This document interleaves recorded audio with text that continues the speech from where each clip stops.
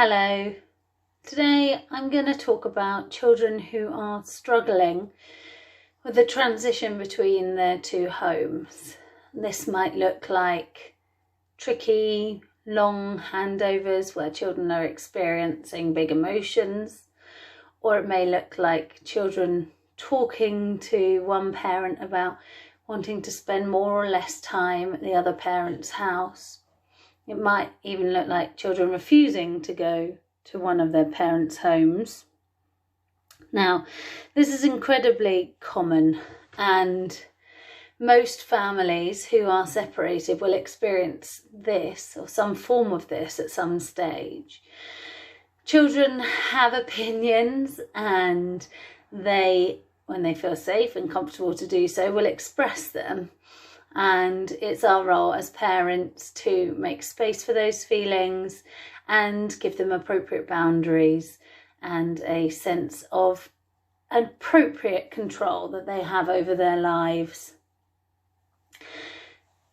The first point I want to make is to hopefully give you some confidence and reassure you that you have been dealing with situations like this as a parent for their entire lives. I'm sure that you've had a child who hasn't wanted to go to nursery or school at some stage, or perhaps go to another caregiver like a grandparent. Or if you're like me, you may have a child who thinks it's a great idea to go to the park right up until the point that everyone's ready and standing at the door.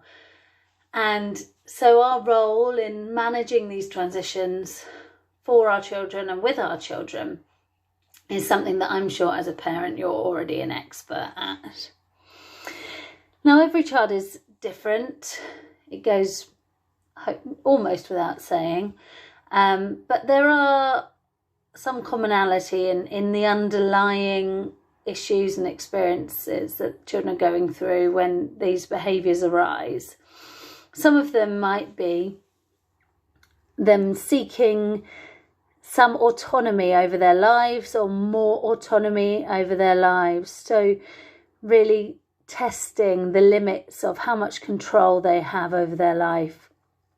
This might be because they're looking for more control, or it might be that they actually need to feel those boundaries and know that they're not in charge of every element of their lives.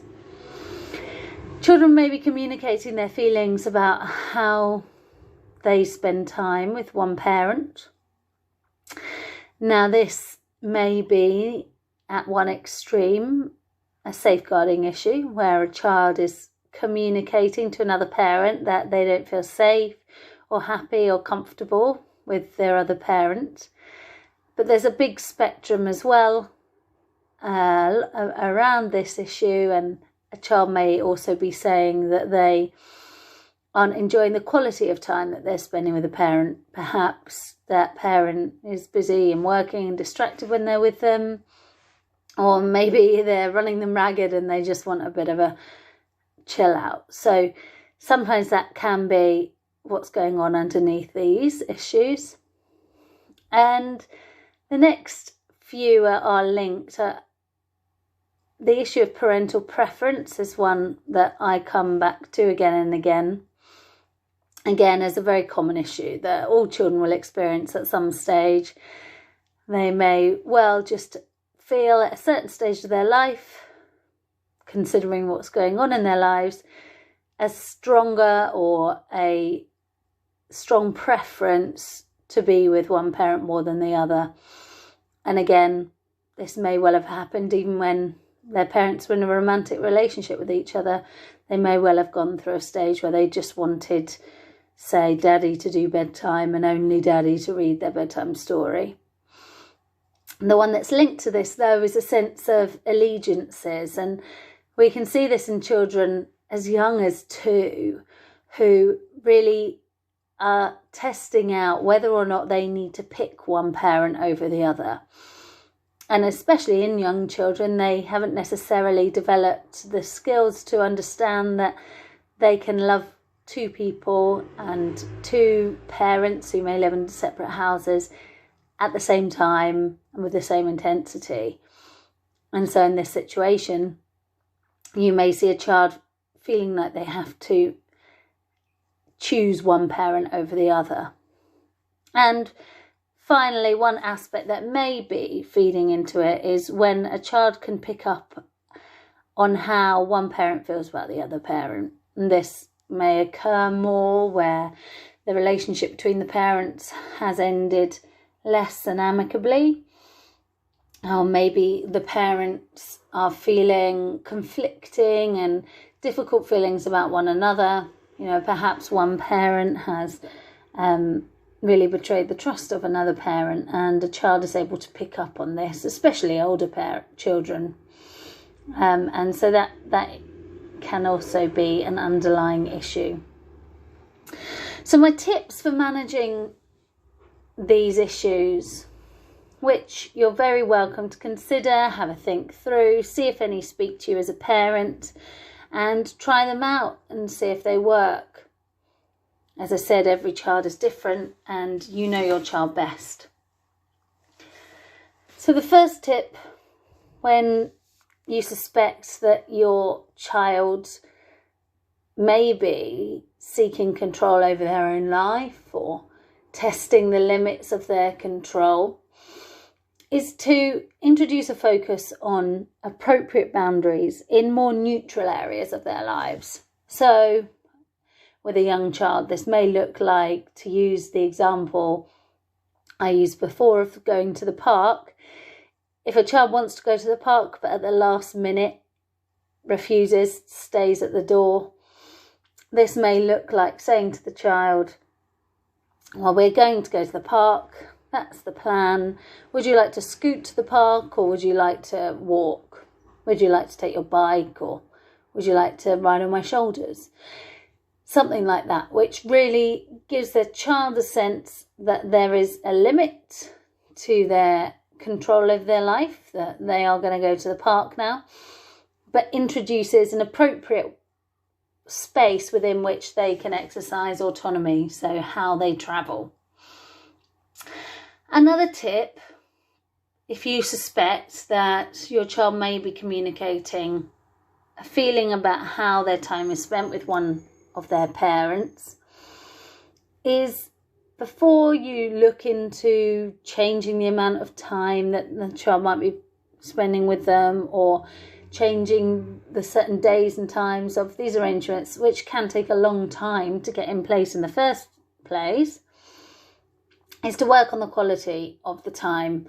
So if you're the parent who the child is expressing reluctance to come to you, or if they are saying when they're with you that they want to spend more time with their other parent or live with their other parent, you can spend some time focusing on the quality of the time you spend with them.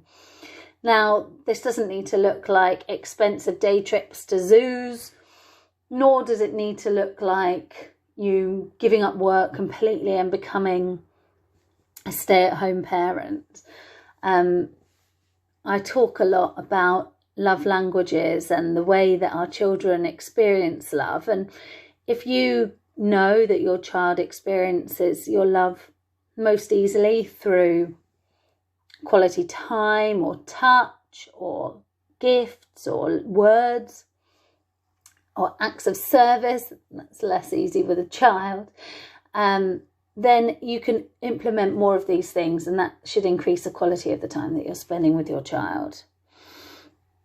Now, I will do a whole separate blog, and I've talked at length about parental preference before, but one of the tips to do when a child has got an entrenched position of parental preference is to ensure that the parent who is the preferred one does everything in their power to show the child that they support their relationship with the not preferred parent. And now this may well feel like you're going to do it automatically, but what I mean here is by going above and beyond. Don't just avoid difficult words or saying, mean things about that other parent, but actually work on really empathizing with your child, empathizing and listening to them, while also showing that what you want is for them to have a strong, good relationship with their other parent. And related to this, because these issues are often intertwined, if you feel like your child is trying to form allegiances with one parent, and this issue can come up when there is a new partner on the scene perhaps, and they have more of a sense of the households being divided, one thing to really focus on is communication between you as parents. And again, I'm not going to be prescriptive here and say that that has to be in a certain way.